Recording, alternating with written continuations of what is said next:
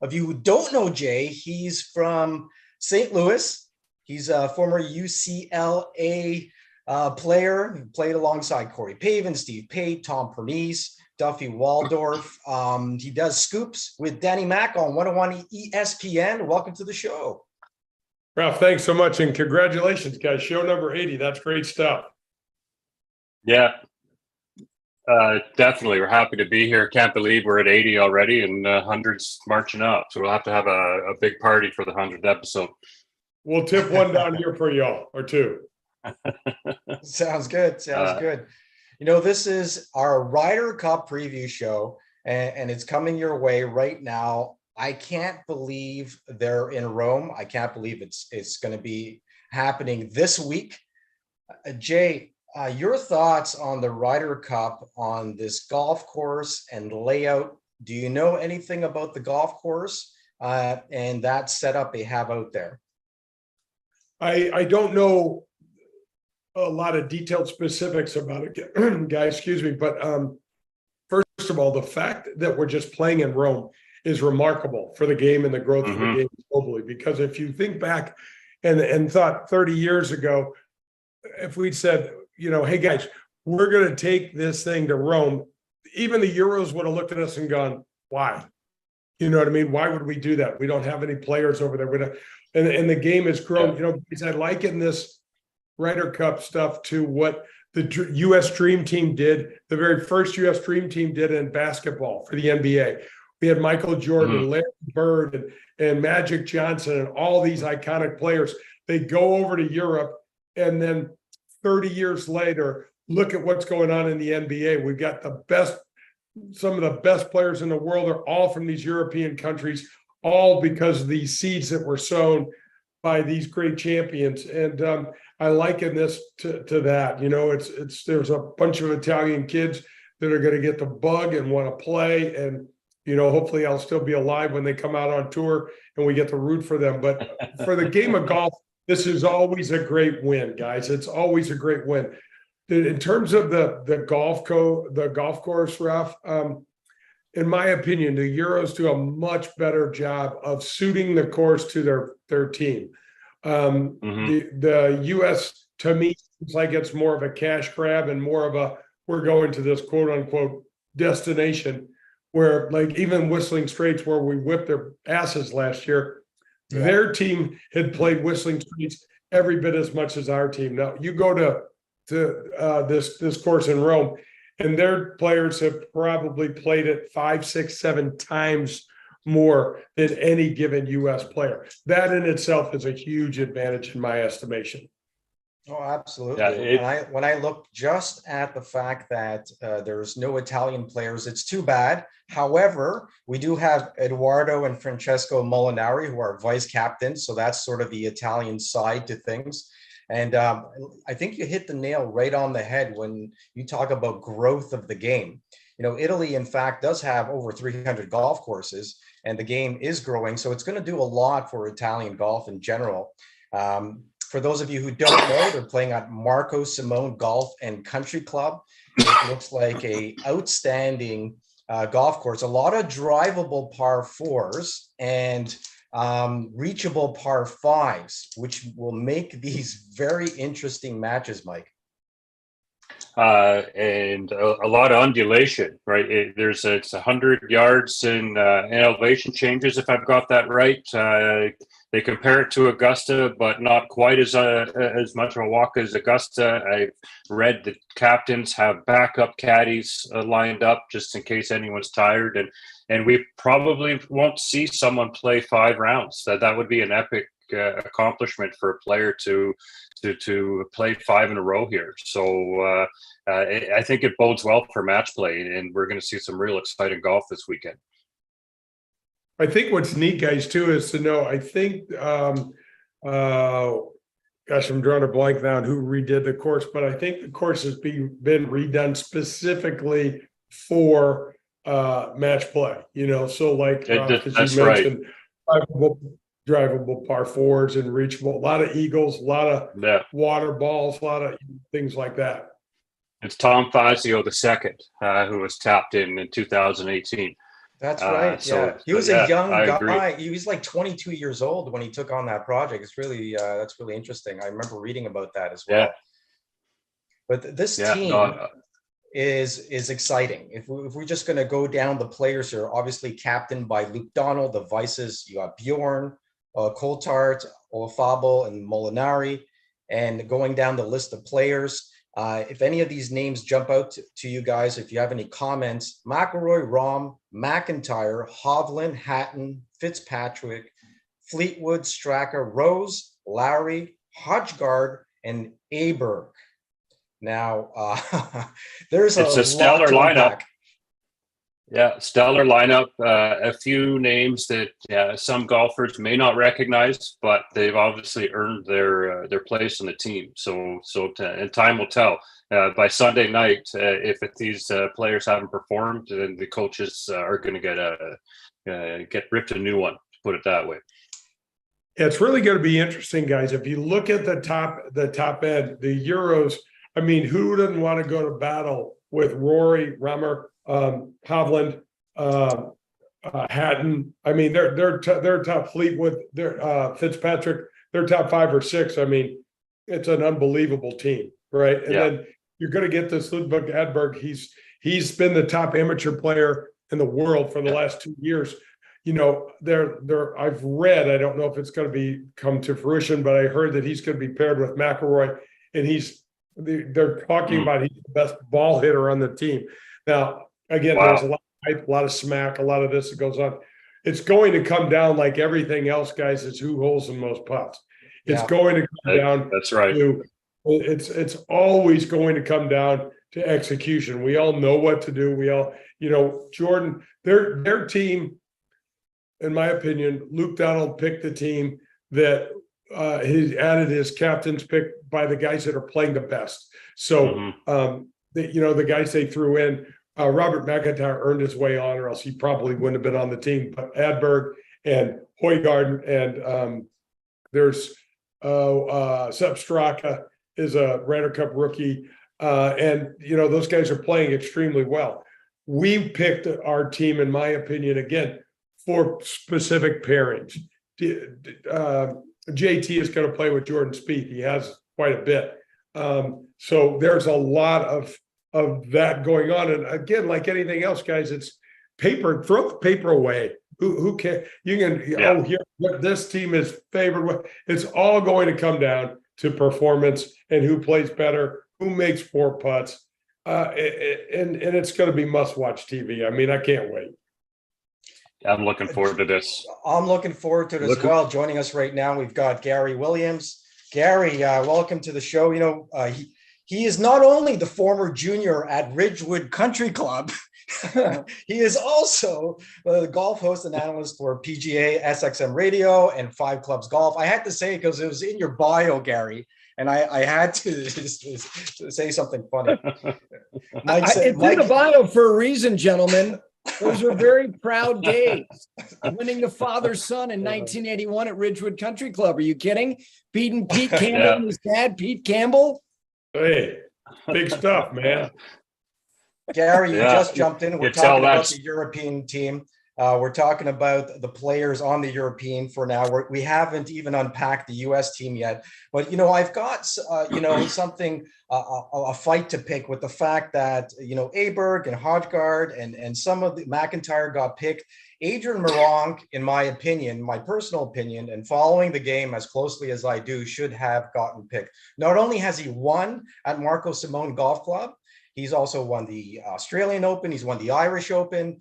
He's 5th on the points list in Europe, and he got overlooked. Now, I don't know what the actual reasoning behind it is. However, I feel like that was a definite pick that should have happened.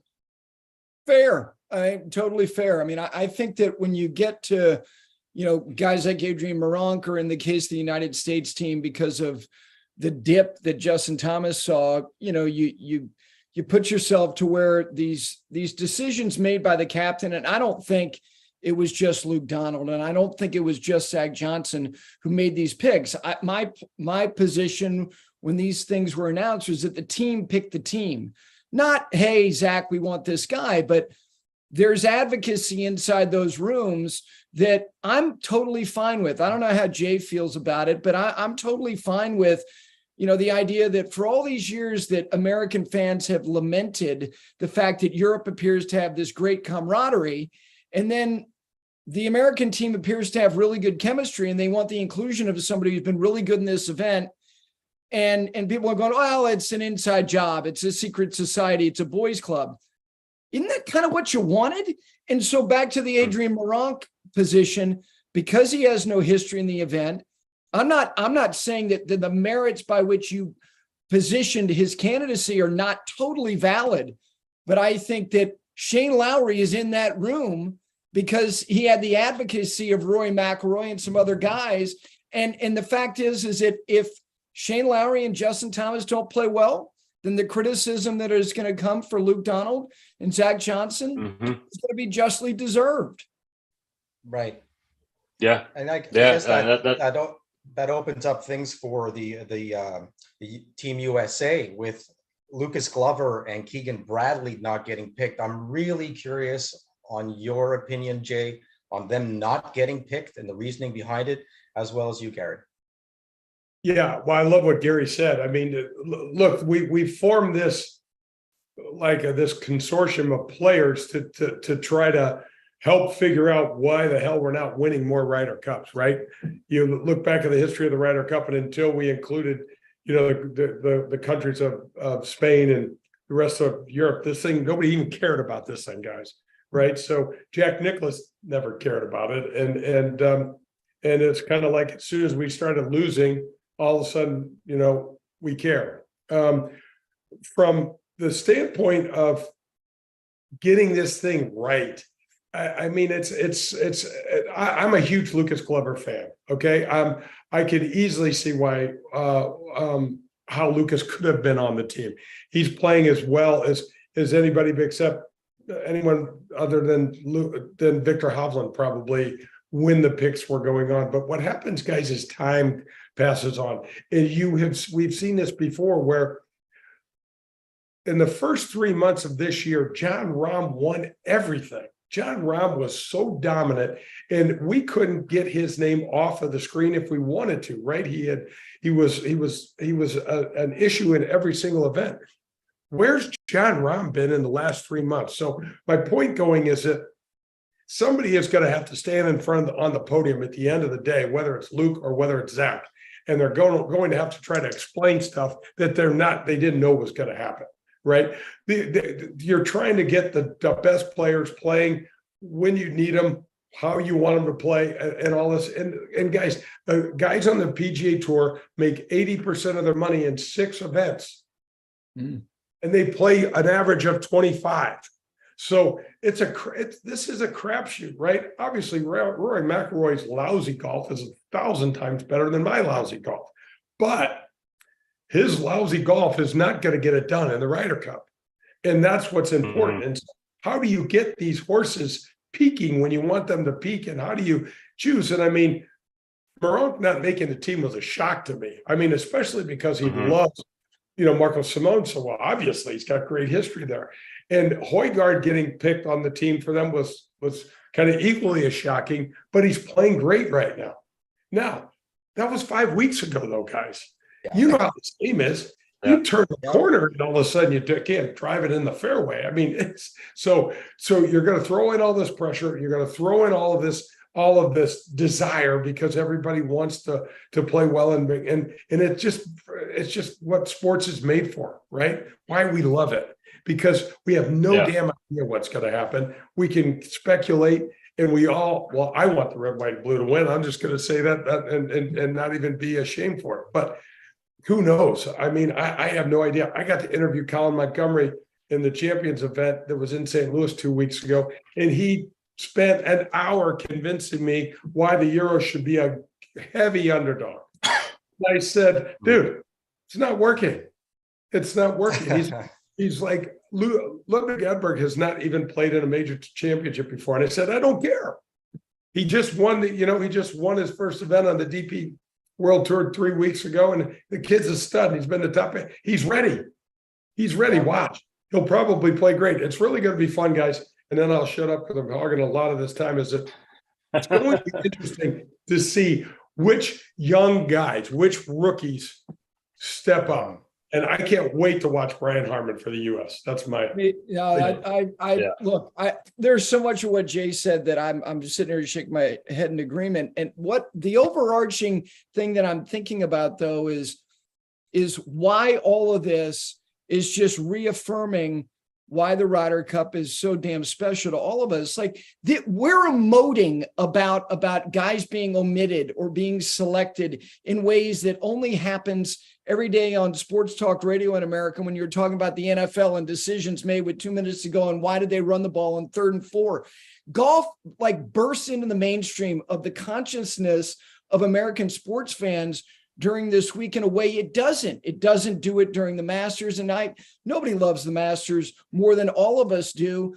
This is a very, very particular event. And one last thing about what Jay said, like, we don't know, like we base the selections on the performance over 72 hole stroke play events. And now we're thrusting all of these guys into the confrontational environment of match play in these fickle formats of foursomes and 4-ball, where every hole feels like a competition and every match feels like it's a referendum on their livelihoods.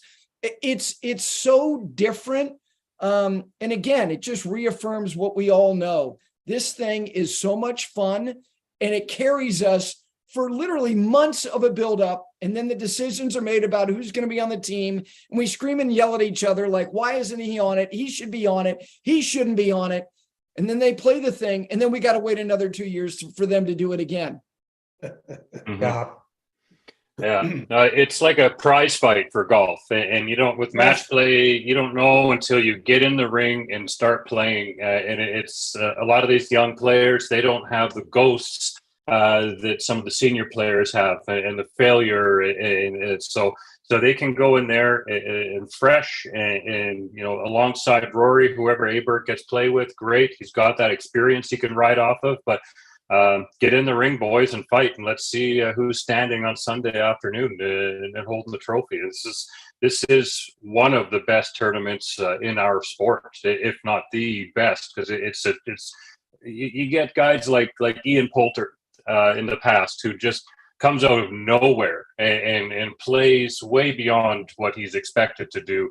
And that doesn't happen so much in stroke play events. Maybe for one round a player gets hot, but this is the pinnacle of our sport. And I think this course is a great backdrop for this battle to go down on. The course, the city, you mentioned Poulter, like I'm watching the Solheim Cup, and Caroline Headwall, she didn't really do much at all this year in stroke play competitions. But you know what happened? She was thrust into an environment where she has, this institutional and emotional, knowledge of what she's done formally. And she jumps up and in 9 holes flips the script on her own match, sets up Carlota Saganda in her own country to win the most important point, the pivotal tying point.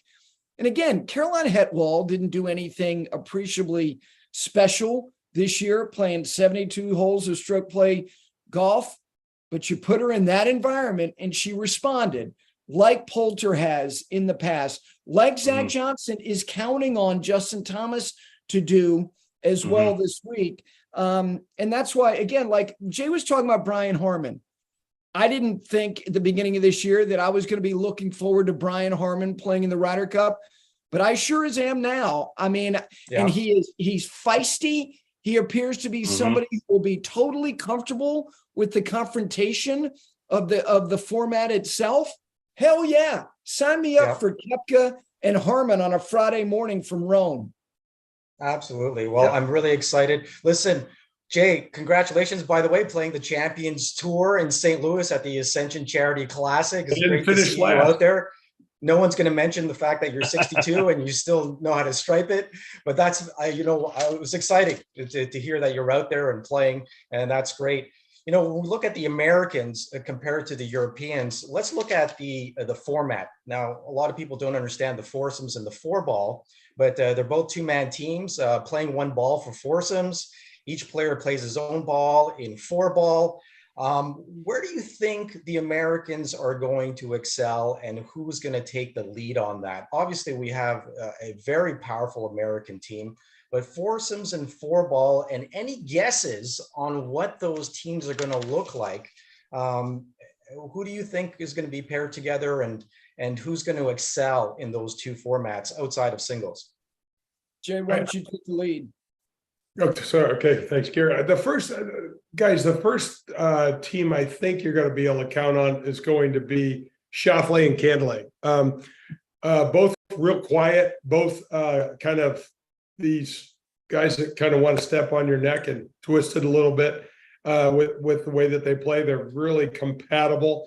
They've been paired together before. It's an interesting.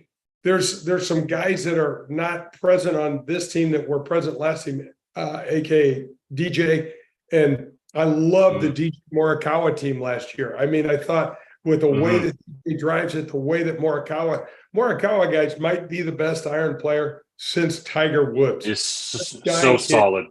Get absolutely locked in. So it's going to be interesting. You wonder about Sam Burns and Scotty Scheffler because they're really good buddies.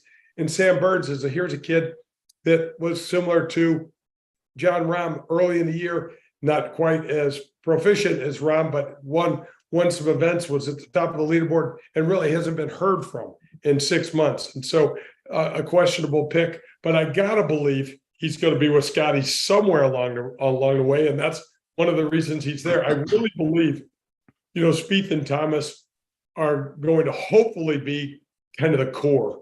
And I think that's kind of it. I think those guys know each other so well. They feed off one another. They're both kind of the emotional heart of the team. You get some of the other guys, Cantlay and Schauffele, they are quiet and they are assassins, no doubt about it. But they're not going to say much. Morikawa is kind of somewhere in between. But Spieth and Thomas don't need to say a word. You just watch them and listen, and they'll tell you exactly what's going on. When we used to do, the TV for Fox and a little bit of PGA Tour Live, whenever we had Jordan Spieth and even JT to a lesser extent, you don't have to do anything. It's just get the microphone out and listen to Spieth and Greller, and then say a prayer for Greller when he gets home, because he needs to go soak his head in a bucket of ice, because it's like, man, I don't know what else he can ask me. But it's must-watch TV, so that's kind of where I'm going with it. I'm not sure how Wyndham Clark is going to fit into this. I would put Brian Harman in anything. I think he's a pit bull. I think and I love great putters in this format, and he is one of those. Yeah, I'm certainly with Jay. I think you can count. First of all, I think the Americans, the pre-Ryder Cup press conference schedule is pretty telling, because there are 3 sessions for the Americans, and it's kind of broken out in pods. And so if you look at the 4 guys who are going to be meeting with the media together, meaning that their practice schedule is the same. So Spieth and Thomas, as Jay said, with Schauffele and Cantlay, they're locks to their whatever, whether it's the first session on Friday morning or the second session on Friday afternoon, they're going out together. I absolutely believe that Burns and Scheffler are going to be playing together. I think Koepka and Harman are likely their first opportunity is going to be with each other. And I think Ricky and Wyndham Clark is the last pairing that I think when you combine.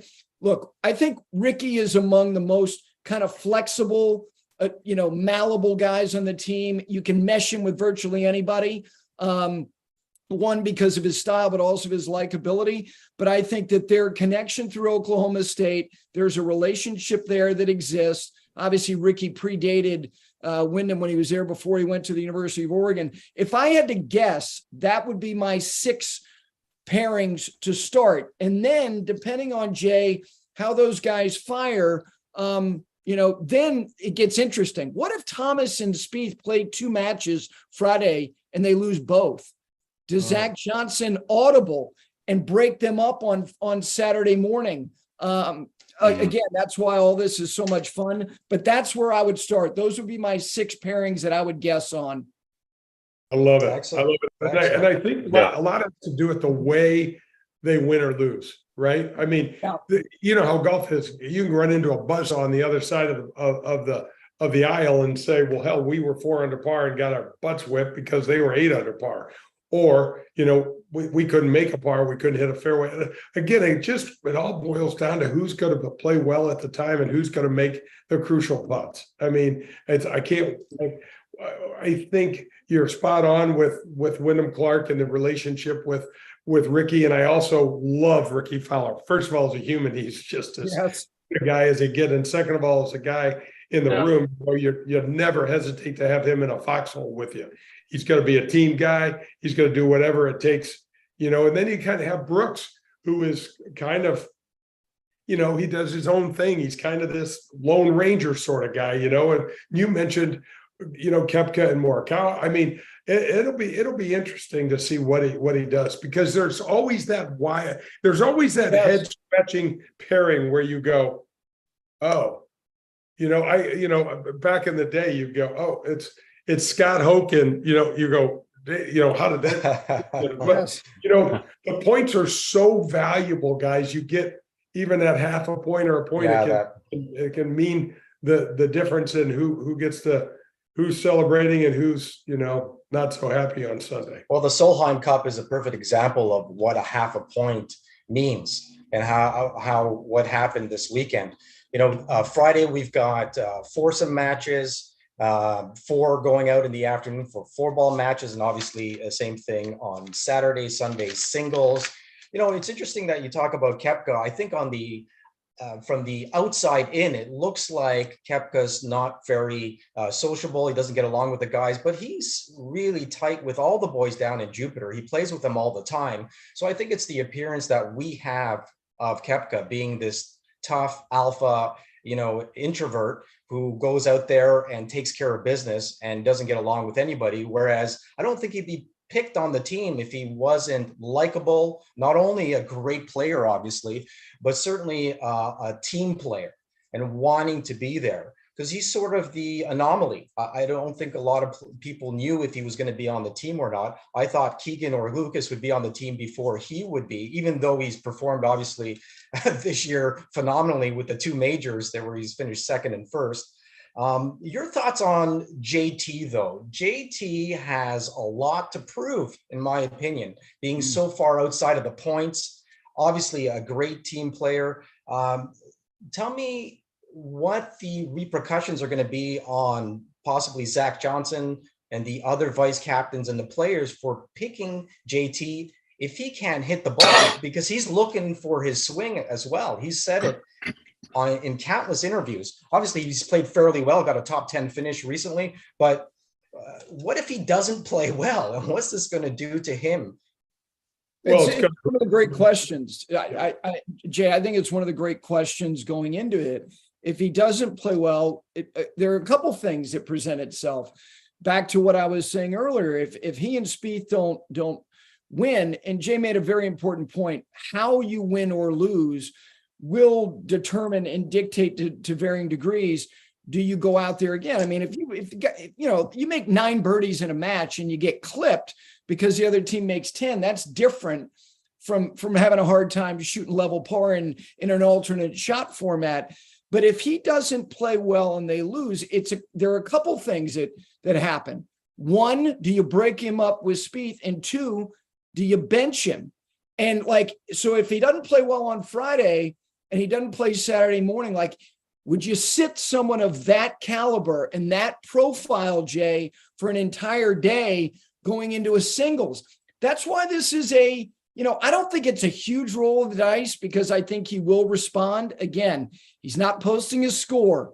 And the other thing is we've seen from the first chance he had in this environment, he loved it. And I think he'll respond well to it. But if he doesn't, then it becomes a sidebar story that I can promise you Golf Channel and NBC is going to be feasting on. Yeah, great point. I think it's going to boil down to, what his game, what sort of state his game is in. What does it look like? And for me, if I'm Captain Johnson and he comes out and just stinks the place up on Friday, I pull him. I absolutely pull him. I think we have seen, guys stick with, guys, sports is interesting. And most of all the other sports, guys, they pay you on what you did. Okay. JT is on this team for what he did, not what he's been doing currently. And here's a wild card pick. I can remember when I think Lanny Watkins picked Curtis Strange, and Curtis was just playing. And Curtis got paired in the finals. I think it was one of the last matches, if not at Oak Hill against Faldo, and lost, and we lost the cup. And, I know in the backs of those rooms that the conversations were had like, hey, man, I wasn't playing well. I gave it all I had. I'm out here swinging with a wiffle ball bat, and these guys are throwing 100-mile-an-hour heaters at me. I'm doing the best I can. So it's really interesting. I really think JT's emotional support for the team will be extremely valuable. His insight, he's a uniter. And I think that's really, really interesting. I'll tell you a real fun story, guys, before I have to drop off. But David Faraday is a really good friend of mine. And we talked about the Ryder Cup, and he made a Ryder Cup. And he said, everybody, Faldo's on this team, all of these hot shots and World Golf Hall of Famers. But Seve comes into the room and the whole thing changes, right? Seve was larger than life. And Seve puts his arm around David at one point and says, are you nervous? And he says, yeah, I'm really nervous. And Seve, his accent said, yeah, me too. I crap my pants, and anyway, so Seve was doing this job to try to unite and be a guy in the room. And I said to David, man, it sounds great. It sounds like you and Seve almost became friends. He goes, nah, not really. And I said, why? And he said, because I got paired with him the next week, and he called me Doug twice on Thursday. That's great. That's great. Jay, before you leave us, I just want to mention you could listen to Jay Delsing. He's out in St. Louis over on Scoops with Danny Mac on 101 ESPN. Give us your favorite food or drink from Italy. Give us an Italian favorite dish. Oh man, food or drink from Italy. I mean, we just throw, as you guys would say, pasta. I mean, anything. You know what? It's got to be wine. My brother is much more wine snob than I am. I like anything with a cork or now screw tops. For the most part, a nice big Barolo, big and dry would be great. And then I'm not really a foodie, Raf, so you could throw a cheese and cracker at me and I'd be fine with that nice red wine. Well, thanks for joining us, Jay. You have a great day. Thanks for having me, Gary. Thanks, Jay. All right, we'll talk soon. Good seeing you, buddy. Yeah, always a pleasure, Jay. Okay, take care. Gary, I'd love the question at you.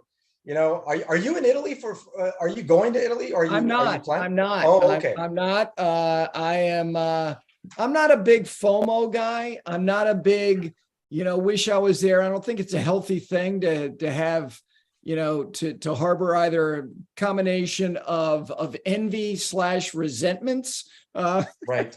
I can promise you, I'm exceedingly resentful right now. That I'm not there. I'm going to offset not being in Rome by going to Chicago and playing Chicago Golf Club for 2 days. Nice. There you go. I have that to look forward to, but no, I won't be there. I will be doing the post game on SiriusXM Friday, Saturday, and Sunday from 1 o'clock to 4 o'clock Eastern time. Full recap each day on.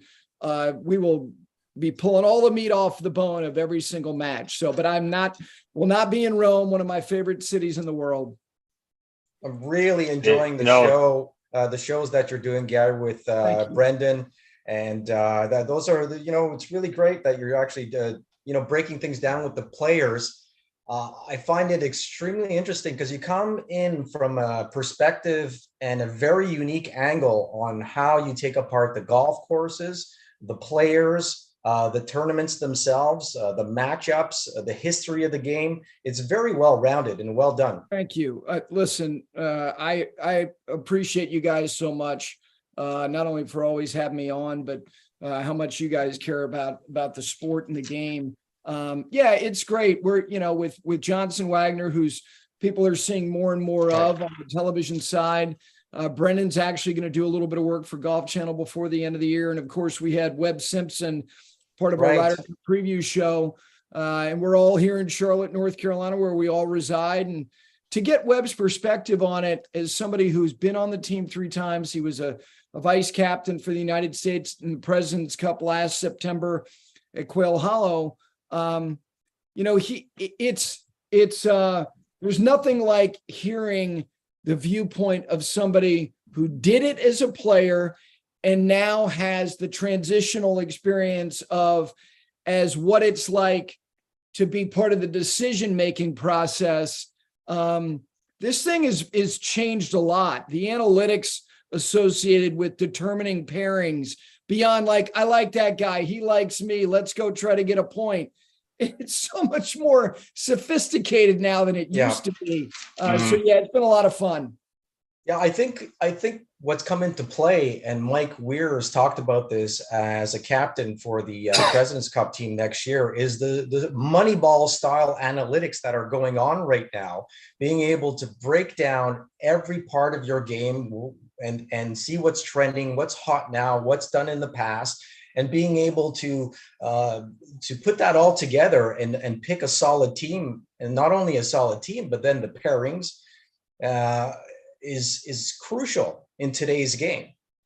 It is. And, again, you start looking at the way that a lot of players are employing analytics now in their own individual kind of analysis of their performance and what do I got to work on, and strokes gained, as far as the extrapolating of where have I been good, where do I need to improve.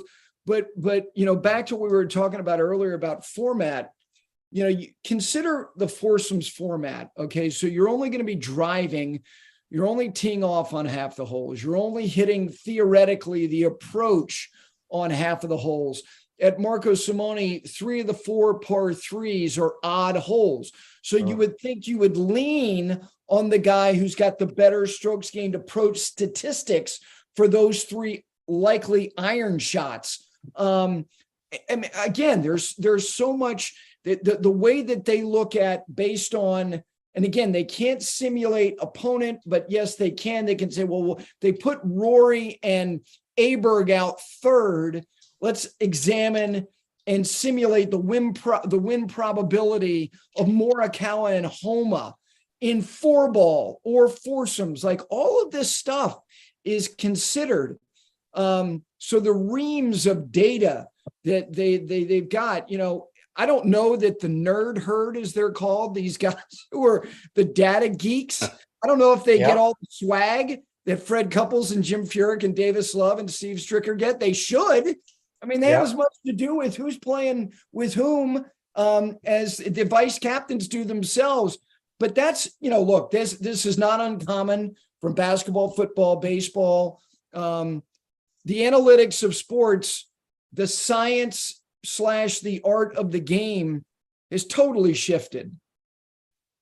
Yeah. There's so much data. Yes. Right. There's 20 years ago, we didn't have this kind of data. And now we're drowning in it. It's hard to keep up. My mind's exploding just with our conversation. Long gone are the days of Ben Crenshaw saying, I've got a good feeling about this, right? And then Hal Sutton taking Ben would have said. Flyer. Yeah, Ben, here's what Ben would have said if somebody in the analytics department had approached him before he went up on that podium and said, okay, Ben, here's the win probability down 10-6. And I think we need to do this because this guy's strokes gained around the green. He would have gotten up there and said, I have a really bad feeling. I have a splitting headache because of what somebody just shared with me. I don't know what they said to me. I'm just going to walk off. Yeah. I mean, the idea of I'm putting him with him because my gut tells me they may play well tomorrow. Well, Mike and I feel archaic. We talk about the analytics a lot of the time, and I'm at the range sometimes, and I see all these TrackMans and Foresight golf machines, and I'm throwing grass up in the air like some Neanderthal, right? You're not looking at launch angles. Yeah, I am. I'm just, I've gone through the transition, and I get it, but it's interesting. Well, it's there. I mean, even it's there to help us, even on the amateur side. You look at all the smash factor, swing planes, angles, and it helps. It actually helps teach the game.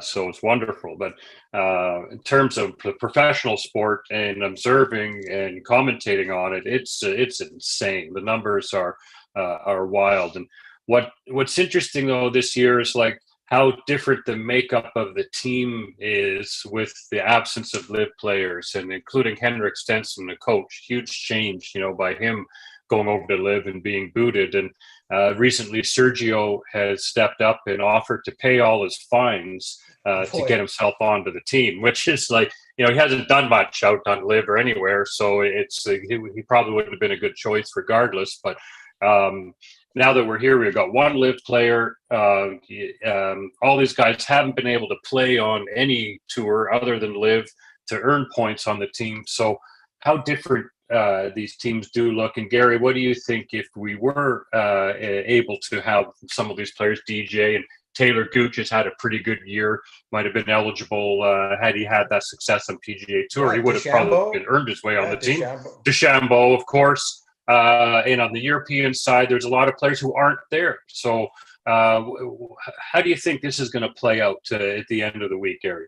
Yeah, if Dustin Johnson and Taylor Gooch and Bryson DeChambeau were playing on the PGA Tour, or even if they had performed like Bryson played well at the PGA Championship, but certainly even even Brooks Koepka. Brooks won a major, finished second in another, and he still didn't automatically qualify because of all of the points available week in and week out on the PGA Tour. I think, plausibly speaking, the only other player that likely would have played their way on either through his own production or because of his acceptance, the chemistry that he has currently with the core of the American team would have been Dustin Johnson.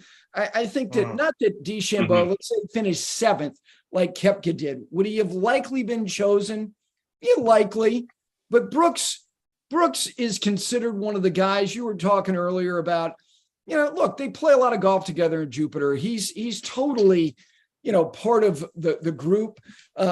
Bryson, not so much. So as far as the makeup of the American team, I don't think it's at all dissimilar from what it would have been had the factors and who's playing where been the way it used to be. With respect to the Europeans, there's nobody over there that's been a part of the makeup of this team for the last almost quarter century that was probably going to be on the team anyway. They'd all aged out as players.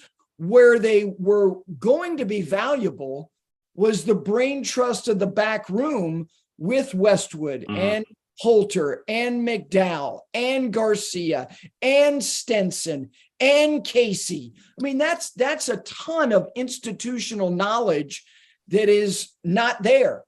And so that's different. Look, could Sergio have been a flyer pick to pair with Rahm?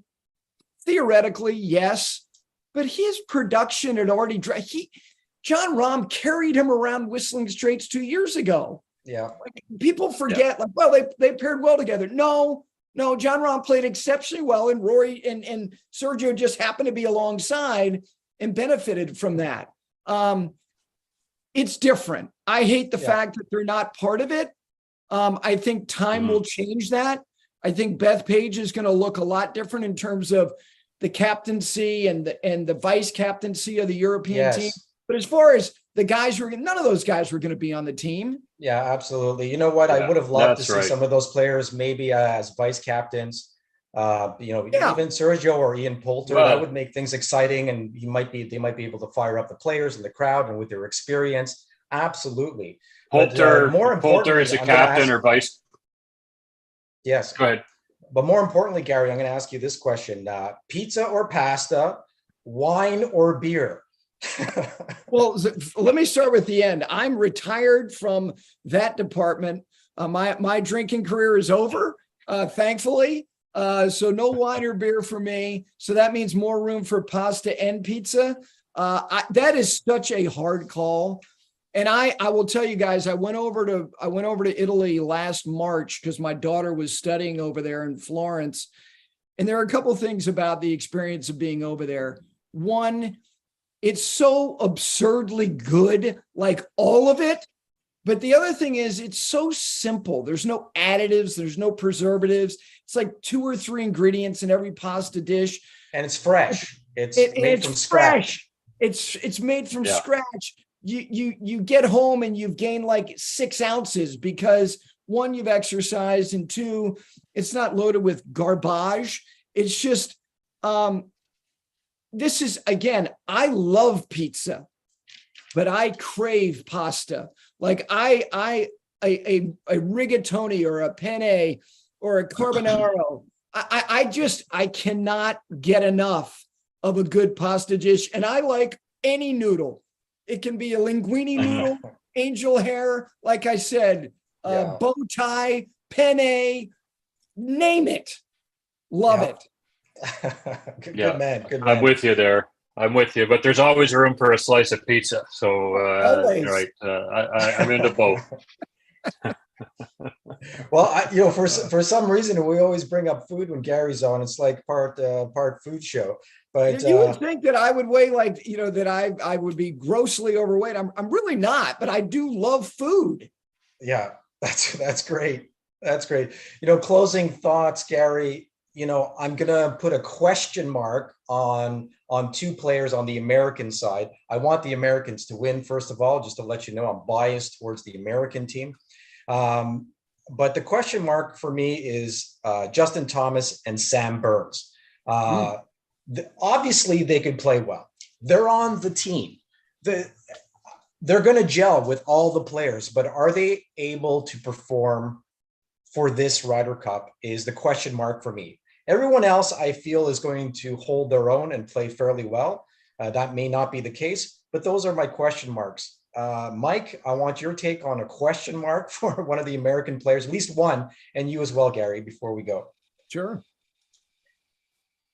Well, it's a tough one, right? I mean, golf's golf, right? Like 6 weeks ago, I shot 71, 72, and my last, I've broken 80 once in the last 12 rounds. So, Wyndham Clark, I think, we know he's a great player. Obviously, he's earned his, he's on the team, but I think he could be leaving us some doubts at the end of the week.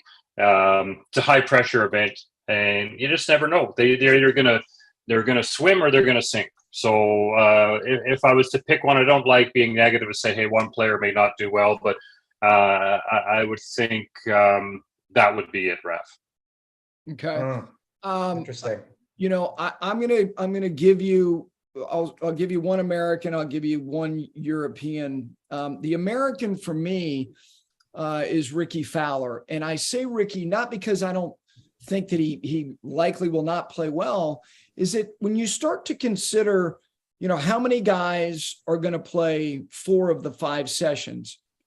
I don't know how you guys feel. My presumption is that Zach Johnson is counting on him to play in 4 of those 5 sessions.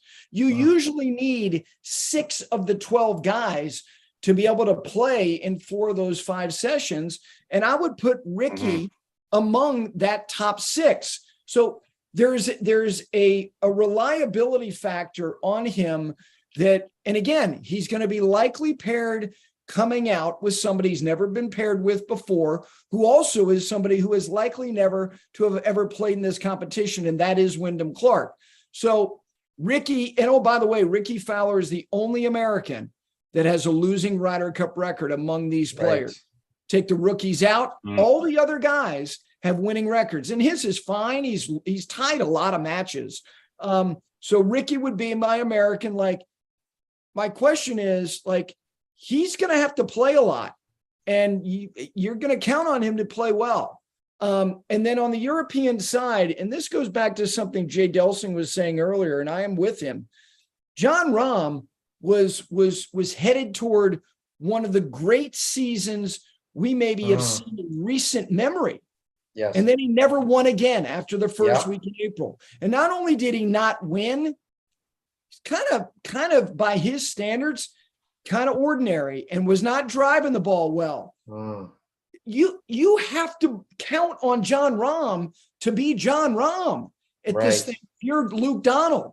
Yeah. And once he doesn't play well, that's a huge problem for Europe if Jon Rahm doesn't go out there and be a total stud for their side. And he's been a question mark in terms of stroke play performance for the last couple of months. Excellent. That's an excellent analysis. I really appreciate that. You know, Gary, you can catch Gary Williams on PGA SXM Radio and 5 Clubs Golf. Anything else that you're doing right now, Gary, outside of those 2 shows? I'll share one thing with you guys, and you're awfully kind to indulge, my projects. The 5 Clubs Golf platform. I just shot what is going to be the pilot for a new series called America's Guest, taking people to places that maybe they've seen, maybe they've been to, but telling that story, the history, whether it be a lot of history or a brief history. And I just got back from Northwest Nebraska, Caprock Ranch with Gil Hance. He designed the golf course. When people see it, and the man who shot it for me is a guy named Donnie Gertz, who I did a lot of work with at Golf Channel. He's brilliant at what he does. When they see this golf course, they won't believe it's Nebraska. It is an extraordinary place. Wow. And we're looking forward to sharing Caprock Ranch with the world here very, very soon. Oh, that sounds fantastic. Gil Hance is such an amazing architect. That what a treat to be involved with that. That's awesome. It was neat. You guys are going to love seeing this place. Fantastic. Gary, and again, Gary. Yeah, we got to get a game in one of these days. So Raf and I will get down to the Carolinas. It's not going to be in Canada unless we don't do it in the next 24 hours. The leaves are falling. It's a good time of year to play out here in Toronto or Vancouver, for that matter. But thanks again for coming on. and wishing you a great week. All the best with all the shows that you're doing and analysis. This has been the Golf Podcast Live with Raf and Mike, Ryder Cup Preview Show, episode number 80. Have a great week. Excellent. Thanks, everybody. Thank you, Gary. Guys.